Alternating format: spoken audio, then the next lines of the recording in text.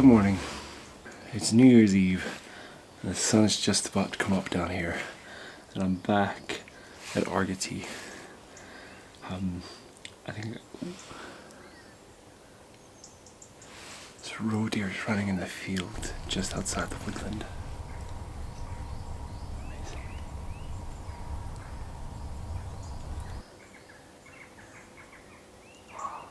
Wren. Birds are starting to show up. So I'm back in the woodland hide and I brought my Olympus EM1X and my two lenses with it, which is the 40 to 150. I got the 300mm f4. It's a micro four third camera, so the sensor's cropped, so multiply by 2. So as I said, I'm back at Argaty and I'm in the woodland hide that I was previously, but that's only because the sun is about to rise down there and I want to try for some backlit images, some silhouette images now, right, like early on in the day. After that, I'm going to head over to the next hide that's over here, that's facing the other way, so I get front lit subjects. I'll show you guys that hide as well before I head up and photograph red kites again.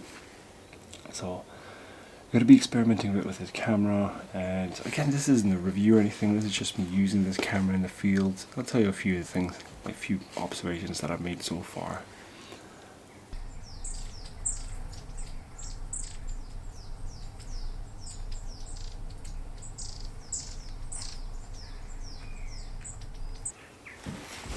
So I'm starting out with the Olympus M-Z lens. It's a 40 to 150 f2.8.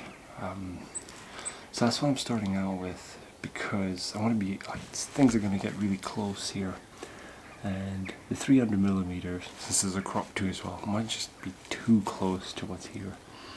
And also if something comes right outside the door down there, the minimum focus distance of the 300 I think is 1.4 meters, which is still really good, and it allows me to shoot, you know, even things that get quite close. But I really want to try out this lens now because I haven't been using it on this much. Pretty much the 300mm has been on the camera like all the time, and very often I use the 1.4 converter as well. So this is a great time to use this one, take advantage of that extra stop, extra f-stop, and also hopefully try and get something that's really close.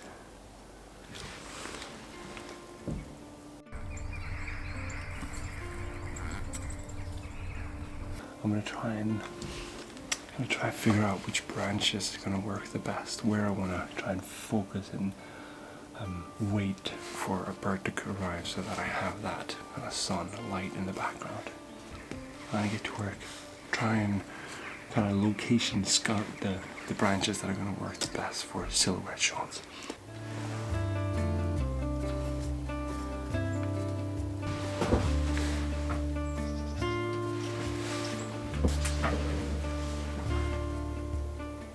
Right here, and I can see I have a few branches right above the feeder that might work for silhouette images, so hopefully something's going to come there. I'm just going to go for really underexposing images here, exposing for the bright sunrise, like maybe right next to the sun or so. Now what's really good with this is it's so easy to expose. I mean, I'm sure that many of you guys are shooting with mirrorless already, are used to that, but I'm not, and this is like being able to see just through the viewfinder here what my exposure is going to look like. And I've even set up the blinky so that when I'm overexposed and it's too bright, I'll get a red kind of patches where it's overexposed, and likewise when it's underexposed I get a blue light over the patches where it's underexposed. It just tells me immediately. And also the screen is so well set up that, you know, like what the camera recommends is just right in my face. Whereas if you used to shooting with the Canon 70 Mark II, you know, it's that tiny little dot at the top of the screen or the side if you're trying to do portrait, and it's like, it's just kind of, it can almost be tricky to see, you know, you have to kind of define it a little bit. So this is a lot easier for that. And I'm sure loads of you guys are shooting with mirrorless already, so you're probably used to that, but this camera is also very customizable. I've set it up so that I'm shooting in full manual, and I don't change my f-stop that often. You know, this has got to be a very particular scene. If I want to change my f-stop, it's really to get more of that depth of field. So I don't change it very often. I mostly change my shutter speed and ISO to control my exposure. So I set it up so that my two dials here are, one is the shutter speed here on the back, and I set it up so ISO is the dial in the front. And that way I'd actually have to, like normally you have to push a button to change the ISO. So I'm finding that works a lot better. I'm hoping that I can do that with my Canon 7D as well. I've never tried it before. I just had the thought to try now, and it's working really well. It's so much quicker. Anyways, it's getting brighter in the back there, so I'm going to try and get some silhouette images.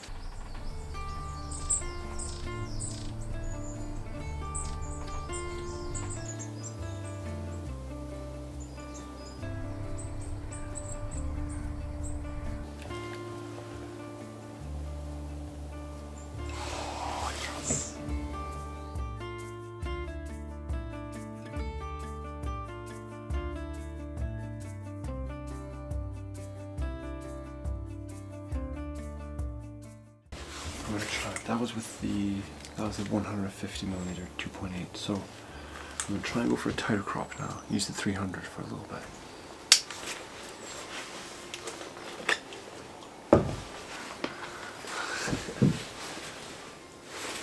Alright. That's it.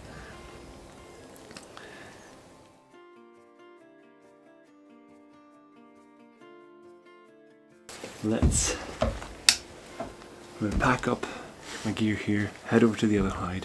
I'm going to go more for front lit images and just see what we can get down there instead.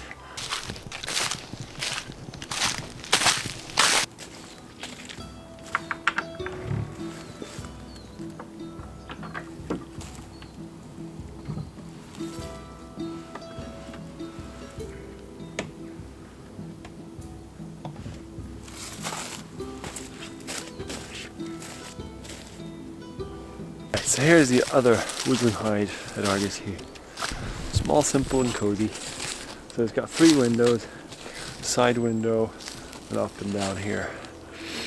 And we got a bit of stuff set up here, some squirrel feeders, some bird feeders and a bit of branches and logs, mossy logs lying about here. So let's just get in, wait for something to show up.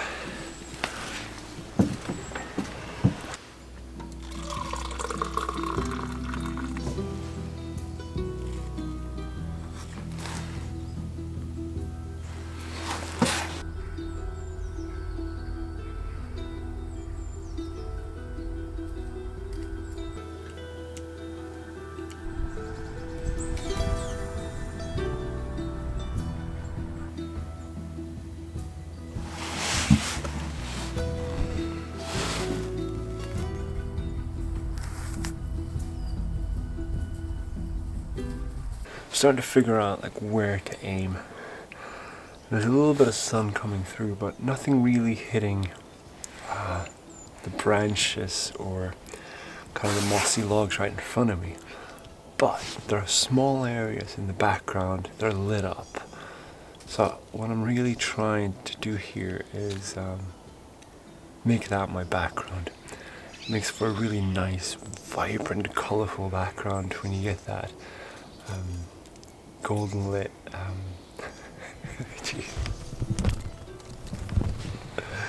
as I was saying there, I'm trying to make my background the vibrant, colorful kind of light that's hitting the background. I create quite a cool image. Every now and then I have a squirrel up on one of these logs, and part of that background is quite vibrant and colorful from the light hitting the back. So that's the kind of images that I'm going for here. That's the kind of potential that I'm seeing the most here, that I think will work the most.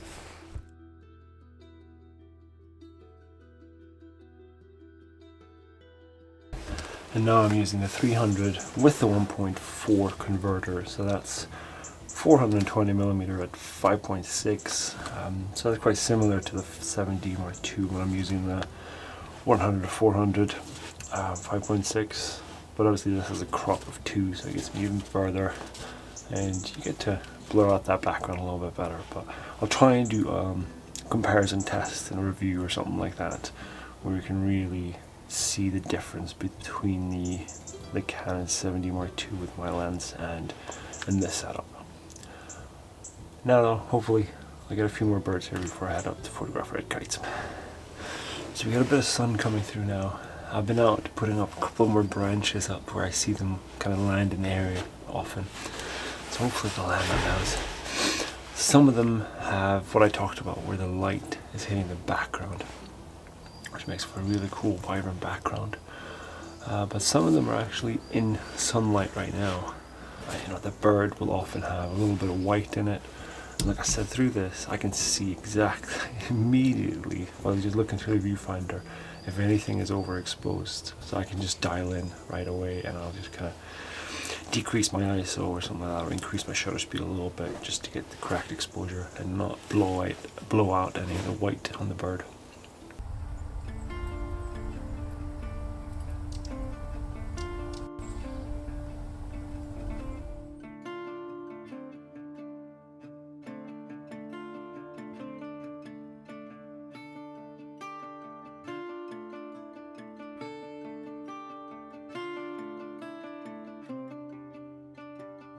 As I said before, these hides here in Argaty is available for rent. You can come here, use these hides, photograph. I mean, I've had a lot of different species here today. Obviously the red squirrels have been all over the place. I've had a nuthatch over here, and then all the common woodland birds. I also hear a great spotted woodpecker around, but I haven't had it down here yet. And the different lighting conditions here is quite interesting, like this morning photographing backlit, getting that kind of bokeh effect with light coming through the trees, and then over in this one, this hide here now, having frontlit subjects and, you know, the sun kind of filtering through the trees here and there, creating for some interesting images. Like, you can really get a bit imaginative and creative with it. So yeah, it's a great place to come and practice a bit, get some good images, in the comfort of a hide. You don't have to worry about getting to the wildlife, getting close to the wildlife. That part is taken care of, so you can just kind of focus on your camera, your settings, your compositions, your backgrounds, those kind of things. Anyways, thank you guys so much for watching, and I'll see you guys next week, and we're going to photograph red kites.